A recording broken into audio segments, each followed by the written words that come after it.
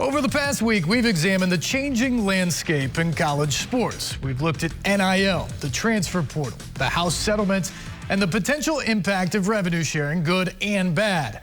As the framework for a new NCAA model comes together, many in college athletics are raising their voices about what needs to be important in the new system beyond money. It's our paid-to-play series finale, Searching for Solutions. Second and goal from around the 15.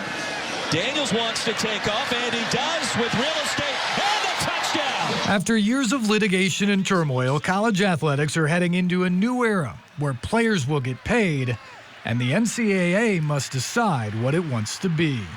It is an opportunity to do like legacy-defining work. I want to make sure that there are other young men and women who can be student athletes and get what I feel like is so beneficial.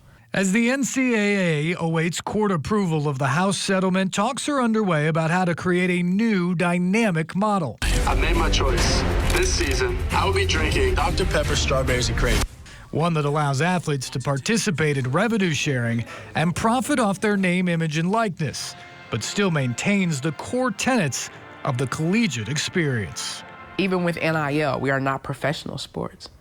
Even with the transfer portal, we are not professional sports. Now, having said that, there are some things that I think as an industry we need to do to ensure that if I tell you that we are an education first enterprise, you don't start laughing, right? Like, people need to graduate. Stressing the student athlete could prove challenging. In March, the Dartmouth men's basketball team voted to unionize after a National Labor Relations Board director ruled they were employees who often exceed the maximum 20-hour activity limit. Dartmouth appealed that ruling to the full NLRB with the support of university presidents across the country who view athletics as part of a student's educational program, just like theater, dance, or other activities. I think it's a mistaken model because they actually are getting benefits from attending a university. They're not just hired hands. If you're a student athlete and you go down the employee route, well, in a right to work state, it means you could get fired at any time. So you have a bad game, you're out of there. I don't think it's in the student athlete's interest or the university's interest. NCAA officials say the majority of athletes surveyed do not want to be employees. But there's a growing belief they deserve a seat at the negotiating table, with a need to iron out details about NIL rules and regulations, player contracts, and perhaps even checks on the now unlimited transfer portal. I would like to see some sort of collective bargaining, but that's easy for me to say. Who are we collective bargaining with? So does Conference USA do its own collective bargaining agreement with students and student athletes, and who are their representatives? Or do we do FBS, collective bargaining agreement? So the devil's really in the details. He's got it. Michigan barrels in. The most urgent detail in the wake of the House settlement is how schools plan to distribute money to athletes under a new revenue-sharing model. Beginning next year, schools can pay up to 22% of the average Power Conference school's revenue directly to their athletes, a figure that will start at about $23.1 million in 2025 and is expected to grow to nearly $33 million over the next 10 years. The prevailing theory is that money will need to be distributed evenly to men and women to comply with Title IX. But with between 90 and 95% of all revenue coming from football and men's basketball, some believe that the athletes in those sports are deserving of a bigger share. There's a massive disparity between the money brought in via certain programs compared to the money brought in via other programs, and that disparity can sometimes be based on the difference between men's and women's sports, sometimes the difference between sports. I don't know that there's enough certainty out there to avoid that litigation, and so I think it's something we're just going to find out. NCAA President Charlie Baker has testified multiple times in front of Congress about the legal issues facing his organization. The desire to stay out of court and come up with a framework that works for everyone is why SEC Commissioner Greg Sankey included a call for federal legislation on college sports in his remarks at Media Days last month. My ask again is that Congress continue not only to engage in conversation, but help with us resolve some of these outstanding issues and restore clear national standards for college athletics. I'm actually the voice of our student athletes because they have said over and over, we deserve better than to have a patchwork of state laws that tell us how to manage our name, image, and likeness. And we as student athletes want to know when we line up for a kickoff, tip-off in a basketball game, first pitch in a softball or baseball game, that the people occupying the other uniforms are governed by the same set of standards governing us.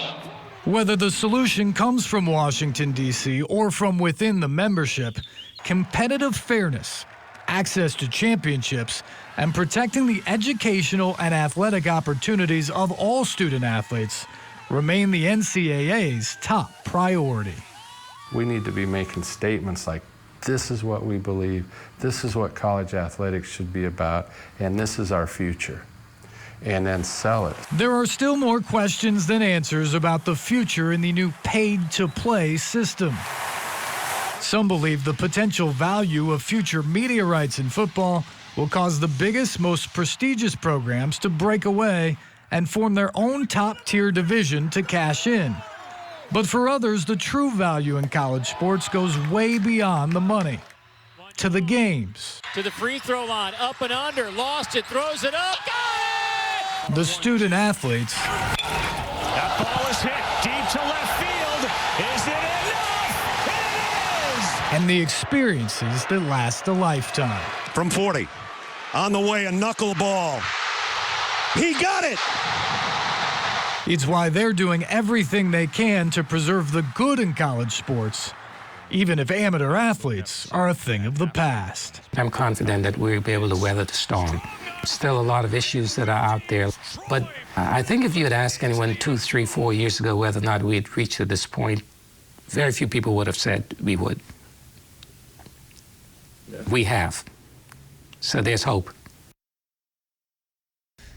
The success of the new model rests largely on these two things. Can they come up with a framework that can hold up in court and keep the NCAA out of those expensive lawsuits that have plagued it in recent years? And can they pay players up to $23 million next year and avoid the cuts to the non-revenue sports that so many fear? One big question that needs to be answered is how the revenue will be distributed and the role that Title IX will play. Will payments to women's athletes have to be equal, either in number or size? And if they do, why wouldn't the athletes in the main revenue sports of football and men's basketball have a legal claim that they are then being harmed? Just as Greg Sankey said to start this entire series off last week, the issues and the potential solutions are complex. So what would I do? They're not asking me, but here's what. Start by separating off major college football from the rest of the athletic department.